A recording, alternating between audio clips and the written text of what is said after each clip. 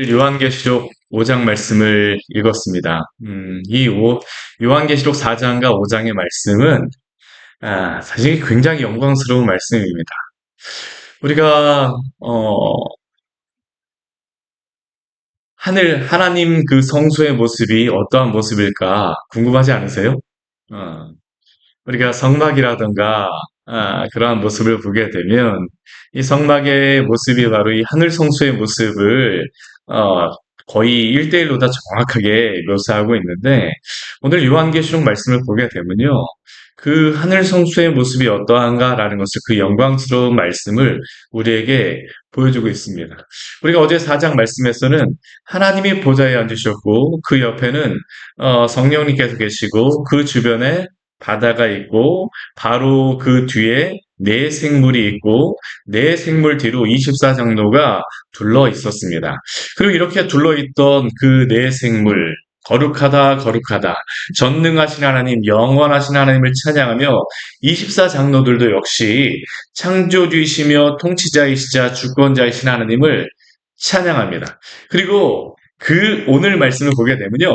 그 찬송의 그 천상의 영광 가운데 우리에게 더 놀라운 것을 우리에게 보여줍니다. 이 세상 역사 가운데 이루어질 놀라운 일을 오늘 말씀을 통해서 우리에게 알려주고 있어요. 오늘 말씀을 보게 되면, 1절 말씀을 보게 되면, 한 그 장면이 나옵니다. 어떠한 장면이냐면, 보좌에 앉으시니, 성부 하나님께서, 보좌에 앉아 계십니다. 그런데 성부 하나님께서 이 보좌에 앉아 계신 가운데에 오른손에 두루마리를 가지고 있어요. 두루마리. 오늘날 우리로 다치게 되면 책이라고 할 수 있습니다. 그런데 이 시대에 그러한 그 책은 우리가 가지고 있는 이러한 책이 아니라 양피지와 같이 파피루스 같은 거 되게 두루마리로 다 만들어진 거거든요. 근데 그 두루마리가 그냥 되어진 것이 아니라 이것을 일곱 인으로 봉하였다라고 합니다. 풀을 수가 없어요. 일곱 인으로 봉하였으니까 아무나 이거를 풀을 수가 없는 겁니다. 그러한 가운데에 오늘 말씀 보게 되면 뭐라고 말씀하고 있냐면요. 힘 있는 천사가 큰 소리를 외칩니다. 뭐라고 외치냐면 누가 그 두루마리를 펴며 그 인을 떼기에 합당하냐? 누가 그 두루마리를 펴며 그 인을 떼기에 합당하냐? 힘 있는 큰 천사도 그 두루마리에 그 인을 뗄 수가 없습니다. 그 가운데에 사도 요한이 도대체 그 인을 누가 뗄 수 있는가를 살펴봅니다. 그런데 그가 아무리 살펴보아도 하늘 위에나 땅 위에나 땅 아래에 능히 그 두루마리를 펴거나 볼 자가 한 분도 없습니다. 한 분도 없어요. 한 분도 없습니다. 그래서 오늘 4절 말씀을 보게 되면요. 이렇게 말씀을 하고 있어요. 우리 4절 말씀 같이 한번 읽어볼까요? 그 두루마리를 펴거나 보거나 하기에 합당한 자가 보이지 아니하기로 내가 크게 울었더니 이 두루마리라고 하는 의미는 무엇이냐 하면 이제 뒤에 말씀에 보게 되면 일곱인이 떼어지는 그러한 장면이 나오는데요. 하나님의 그 세상을 향한 역사가 기록되어진 어떠한 무엇이라고 할 수 있습니다. 이 두루마리 안에 무엇인가 우리가 분명하게 설명하진 않아요. 그렇지만 이것이 하나님의 역사를 담고 있는 무엇인가를 의미합니다. 그런데 이 하나님의 역사가 지금 봉하여져 있고 실행되질 못해요. 그러니까 오늘 사도 요한의 반응이 무엇이냐면 그 두루마리를 펴거나 보기에 합당한 자가 보이지 않으니까 그가 크게 웁니다. 이 울음이라고 하는 것은 무엇일까요? 하나님의 역사를 향한 갈망, 하나님의 역사가 이 땅에 이루어지기를 향한 소망 아니겠습니까? 성도의 기도는 무엇이야? 성도의 기도 가운데 저는 참 우리에게 필요한 기도가 저는 이런 기도라고 생각을 합니다. 오늘 이 시대를 향하여서 우리가 보면서 하나님 하늘에서 하나님의 뜻이 이루어진 것과 같이 오늘도 당신의 뜻을 이 땅 가운데 이루어 주시옵소서. 이게 바로 오늘 사도가 지금 이 두루마리가 펴지지 않는 것을 보면서 너무나도 그 마음속에 안타깝고 이 두루마리가 펴지고 하나님의 역사가 일어나기를 소망하며 갈망하는 그러한 울음, 기도라고 할 수 있겠죠. 오늘도 이 땅 가운데 하나님의 역사가 일어나기를 향하여서 우리 모두가 함께 기도하기를 원합니다. 그런데 그러한 가운데에 그 보좌를 둘러쌌던 그 장로 중, 24장로 중에 한 명이 이 사도 요한에게 이야기를 해요. 무엇이라고 이야기하냐면 우리 5절 말씀에 보게 되면 울지 말라라고 합니다. 울지 말라. 왜 울지 말라라고 그가 이야기를 할까요? 이 두루마리 7인을 떼실 분이 있다라는 겁니다. 근데 그 7인을 떼실 분은 어떠한 분일까요? 오늘 5절 말씀 보게 되면 유대 지파의 사자 다윗의 뿌리가 이겼으니 그 두루마리와 그 7인을 떼시리라라고 말씀합니다. 이 유대 지파의 사자 다윗의 뿌리라고 하는 것은 무엇을 의미합니까? 이 요한계시록 말씀은 우리가 그냥 요한계시록 말씀만 나온 게 아니라 이게 구약에 나와 있는 말씀들과 계속 연관이 되면서 나옵니다. 이 유대 지파의 사자라고 하는 것을 우리 창세기 49장 말씀에 보게 되면 야곱이 유다 지파를 향하여서 유다를 향하여서 예언하는 그런 말씀이 있어요. 근데 그 가운데에 무엇이라고 이야기하냐면 유다는 사자 새끼를로다. 내 아들아 너는 움킨 것을 찢고 올라갔도다. 그가 엎드리고 웅크림이 수사자 같고 암사자 같으니 누가 그를 범할 수 있으랴. 야곱은 유다 지파에 대해서 유다에 대하여서 사자로 예언합니다. 그리고 또한 이사야서 11장 말씀을 보게 되면요. 또 이런 말씀이 있어요. 이 새 줄기에서 한 싹이 나며 그 뿌리에서 한 가지가 나서 결실할 것이요. 결국 유대 지파의 사자 다윗의 뿌리의 의미는 유대 지파와 이새의 뿌리, 다윗의 뿌리에서 오시기로 하신 메시아, 예수 그리스도, 이기시고 승리하심으로 그 두루마리와 7인을 떼시기 합당하신 분이라는 것을 말씀하고 있습니다. 결국 예수 그리스도를 예표하고 있는 그러한 말씀이죠. 그런데 이 유대파의 사자라고 말씀하고 있는 이 다윗의 뿌리는 어떻게 이기실까요? 이 이기는 방법이 우리가 조금 약간 우리의 생각을 벗어납니다. 우리는 보통 이긴다라고 하게 되면 전쟁을 해야 되잖아요. 그렇죠? 싸워서 이겨야 되는 것 아닙니까? 그런데 이 유대지파의 사자, 다윗의 뿌리가 이기시는 방법이 그 뒤에 말씀에 나와 있는데요. 우리 6절 말씀에 보게 되면 이렇게 말씀합니다. 우리 6절 말씀 같이 한번 읽어볼까요? 내가 또 보니 보좌와 네 생물과 장로들 사이에 한 어린 양이 서 있는데 일찍이 죽임을 당한 것 같더라. 그에게 7뿔과 7눈이 있으니 이 눈들은 온 땅에 보내심을 받은 하나님의 7영이더라. 아멘. 오늘 이 유대계의 사자 이새의 뿌리를 무엇으로 말하냐면 한 어린 양으로 말씀하고 있습니다. 사자와 어린 양. 사실 이게 매치가 안 되는 거잖아요. 어린 양이 가서 어떻게 이길 수가 있습니까? 근데 그 어린 양이 이기는 게 아닙니다. 어떻게 할까요? 그 어린 양이 서 있는데 이 어린 양이 무엇을 했냐면 일찍이 죽임을 당한 것 같더라라고 말씀합니다. 이 의미가 무엇입니까? 예수 그리스도가 이 땅의 메시아로 오심으로 그 모든 승리를 취하셨는데 그 승리를 취하신 방법이 십자가의 죽으심을 통하여서 승리하셨다는 겁니다. 예수님께서는 그분이 십자가에 죽으시고 모든 당신의 백성들의 죄를 담당하심으로 말미암아 사망과 죽음의 권세를 물리쳤습니다. 더 이상 죽음과 사망의 권세가 주님의 백성, 하나님의 백성을 지배할 수 없습니다.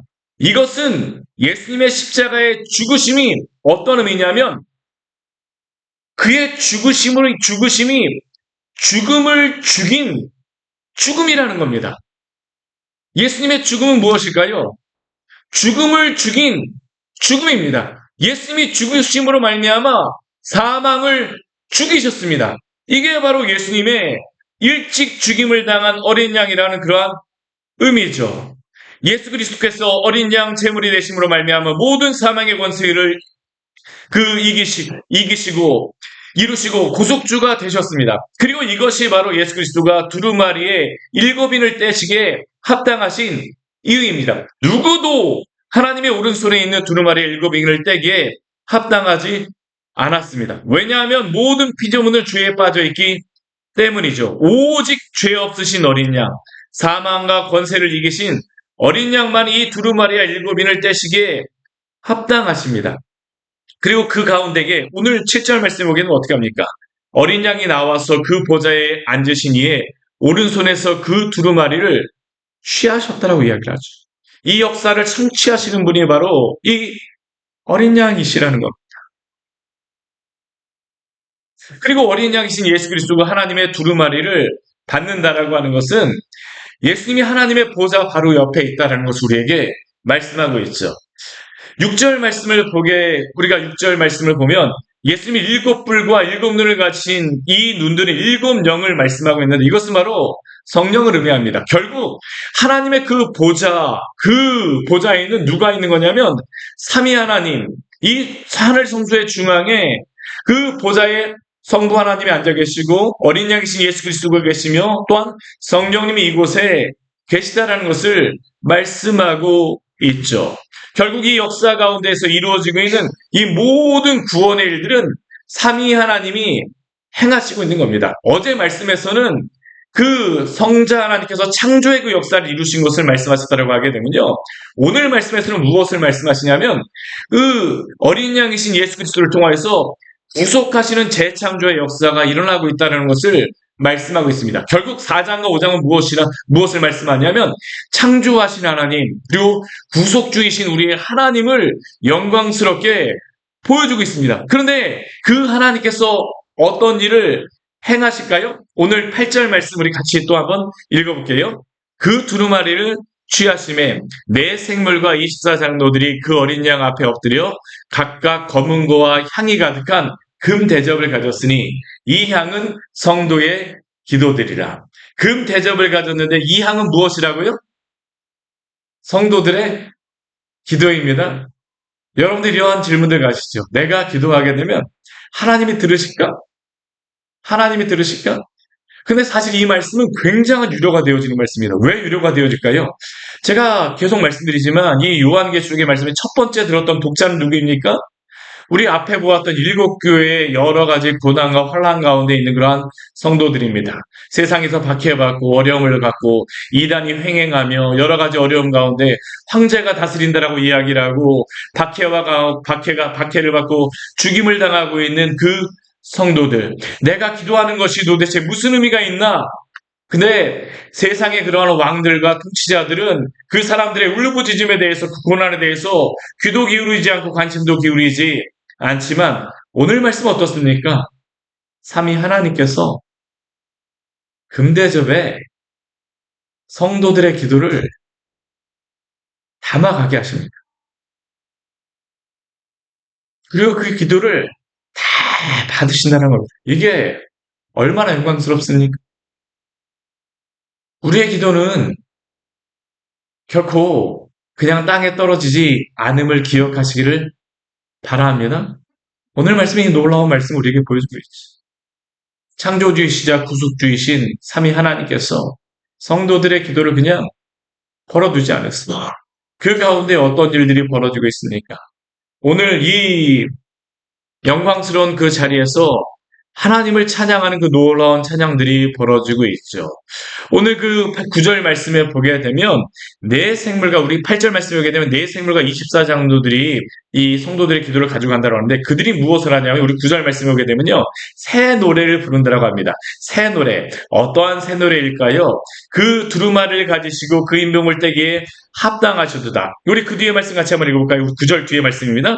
일찍이 죽임을 당하사 각 족속과 방언과 백성과 나라 가운데에서 사람들을 피로 사서 하나님께 드리시고 예수 그리스도가 구원하신 방법은 죄에 빠진 그러한 자신의 백성들을 피로 사신 대속입니다. 예수님께서 죄의 값을 치르시고 사망의 저주에서 구원하셨습니다.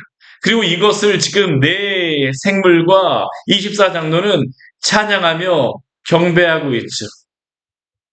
일찍이 죽임을 당하사 각 족속과 방언과 백성과 나라 가운데서 사람들을 피로 사서 하나님께 드리신 그분 그리고 또 10절 말씀에도 그들은 계속적으로 찬양합니다. 우리 10절 말씀 같이 하면 우리도 찬양의 목소리로 같이 읽어볼까요? 그들로 우리 하나님 앞에서 나라와 제사장들을 삼으셨으니 그들이 땅에서 왕노릇하리로다 하더라. 아멘. 이 얼마나 놀라운 말씀입니까? 예수 그리스도가 피로 사신 주의 백성들을 무엇으로 만드시겠다고요? 나라와 제사장들을 삼으시겠다라고 합니다.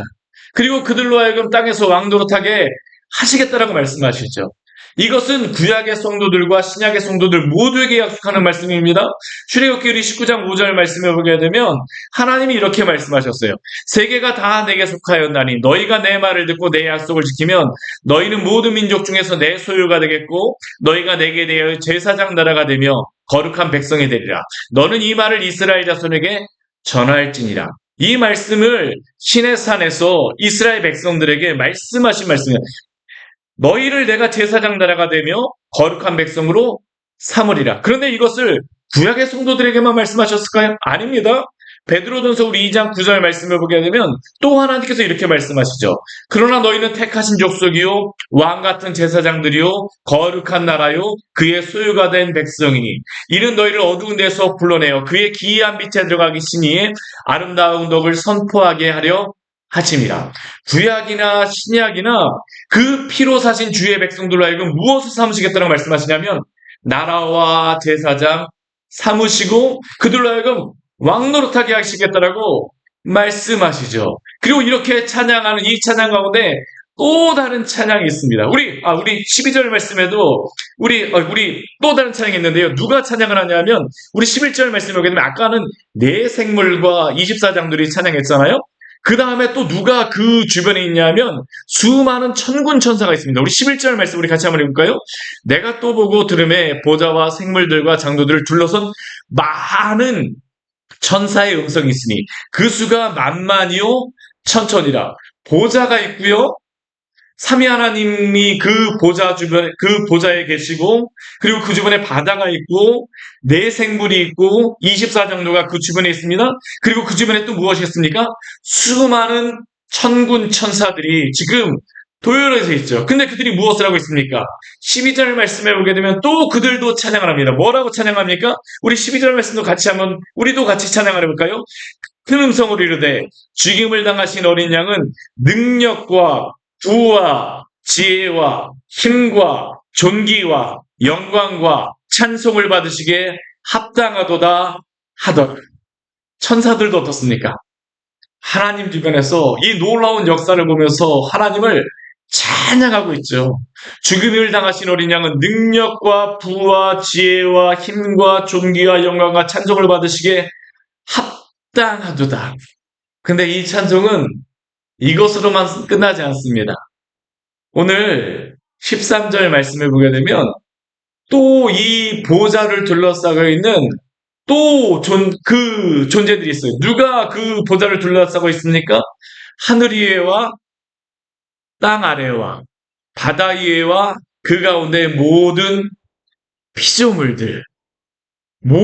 피조물들이 그 보좌를 둘러싸고 나서 또 무엇을 할까요? 우리 13절 뒤에 말씀, 우리 또 같이 그들이 부르는 찬양 같이 한번 해볼까요? 보좌에 앉으신 이와 어린 양에게 찬송과 존귀와 영광과 권능을 세세토록 돌릴지어다. 아멘. 오늘 말씀 어떻습니까? 삼위 하나님의 중심으로 모든 피조물들이, 모든 존재들이 하나님을 찬양합니다. 그리고 또한 우리도 하나님을 찬양하게 하기 위해서 우리를 지으셨음을 기억하시기를 바랍니다.